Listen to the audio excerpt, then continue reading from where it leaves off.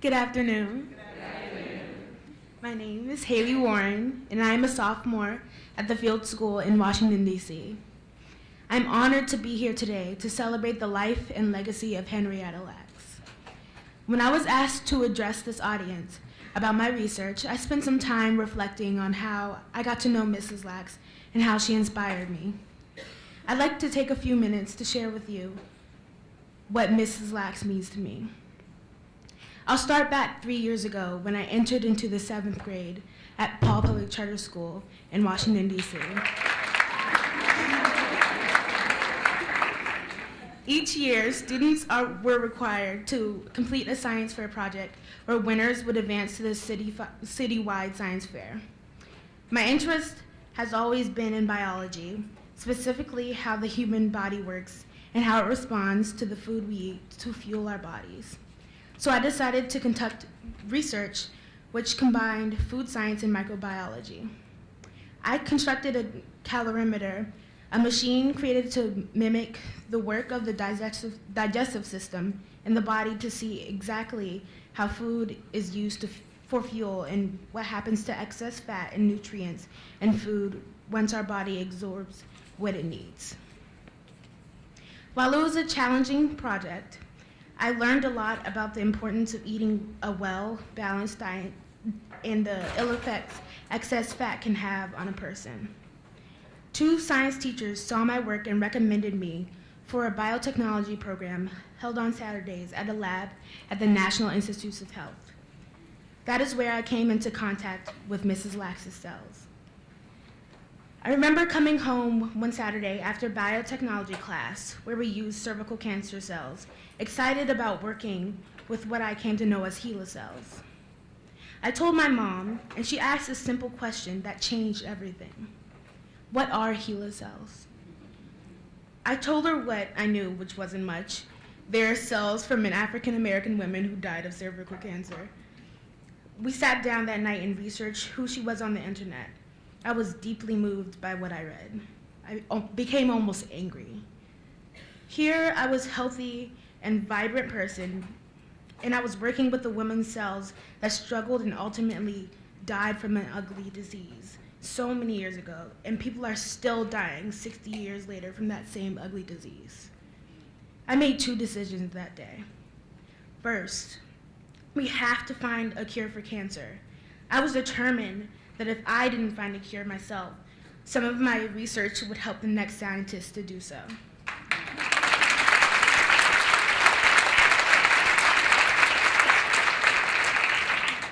Second, I wanted to raise money to personally give back to the Lacks family.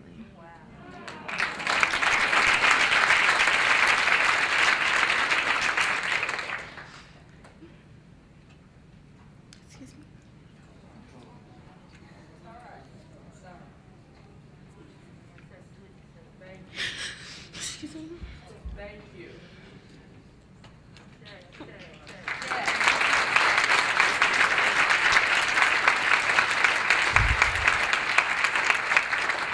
While it seemed like an almost impossible task, I knew exactly what I was going to do for my next research project.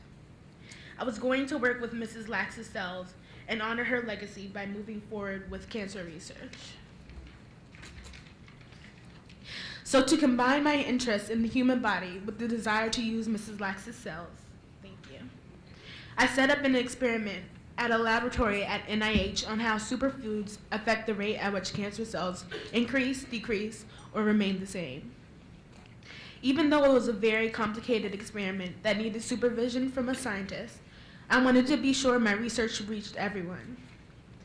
There are a significant number of Americans without health care or access to prescription drug plans, so I wanted to choose items like fruits and vegetables, which many people could easily afford.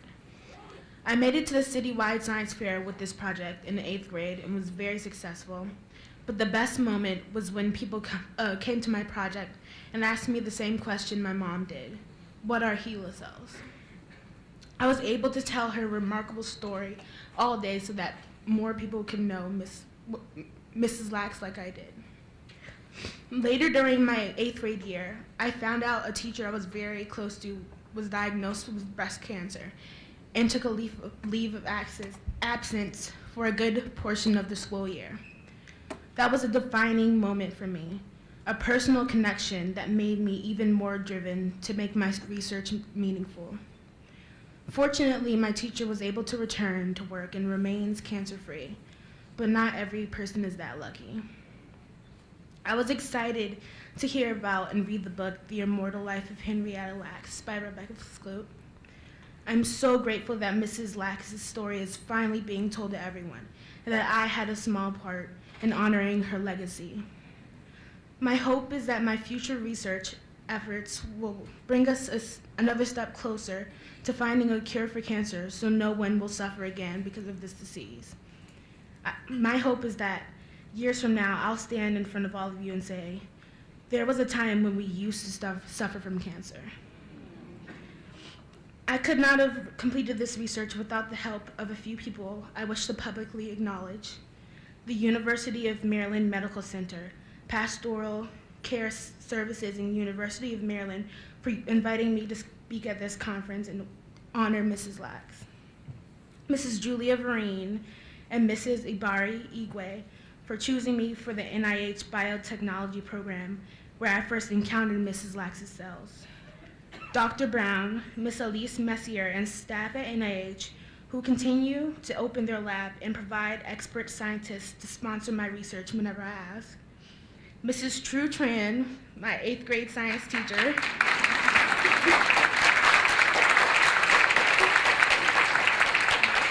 who spent countless hours during and after school working with me on my research, driving me to NIH and encouraging me when I needed it. My mother for helping me every step of the way.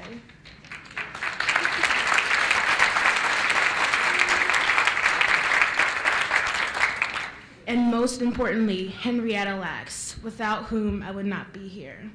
Ms. Lacks, your life and legacy are an inspiration to me. To all current and future scientists, if we all work together, we can find a cure for cancer. Thank you.